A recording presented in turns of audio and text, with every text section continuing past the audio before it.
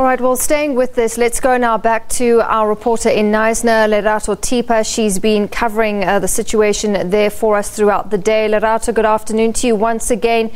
Just take us through how many houses have been destroyed and what is the extent of damage to property? Behind her. Yes, a little bit further.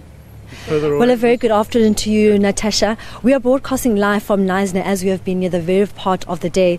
Like I said to you earlier, Natasha, that besides Knysna obviously being a place where people like to live in and have houses, it's also a beautiful tourist destination. We're now in an area that has really been a prime area in Knysna, area where people have holiday houses. And if you look just behind me, you'll just see just how bad this house is. This is a holiday house. Obviously, the owner is not here. He was evacuated. But this is the damage of this house. Numerous houses here in this area have actually been destroyed by the fire. We're speaking double-story houses that literally have been gushed down by these fires. So to confirm to you that the number of houses, we went to an area called Knysna Heights, and in that area over about 20 or 30 houses have been destroyed. But the total number we have not yet confirmed of how many properties have been destroyed. Now, we also have been speaking to people in this area who have been sharing us their stories of how the fire started, how they experienced the fire burning down houses and how this affected them. Joining us this afternoon is the Deputy Mayor, Peter Mayor, obviously who is a local from this area, who has seen the devastation and obviously is also trying to feel the sentiments of those who have been affected. Mr. Peter, just take us briefly, how bad has this fire been and how has the community been affected? It has been a devastating fire, particularly for this area, Brenton-on-Sea. I'm actually a resident of this area. The fire swept through here extremely quickly. We have a lot of old people, residents, infirm people, wheelchairs. The community pulled together fantastically well. We evacuated people down to the beach and then used four-wheel drives to take them around to Buffalo Bay to get them out of harm's way.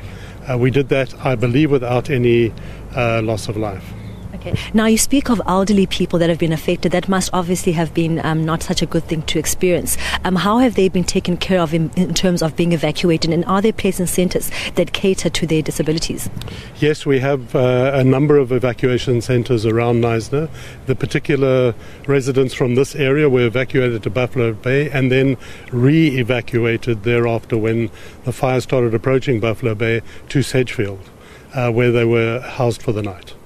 And then also, you're obviously from this area, so you've lived here for a number of years, you've experienced the life, you know how beautiful a place it is. I mean, the sea is literally a walk away and you wake up with such beautiful views.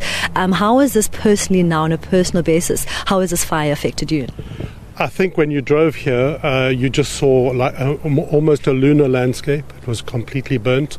This is normally thick bush, lots of trees, beautiful environment in which to walk and hike, and you can see the devastation all around you.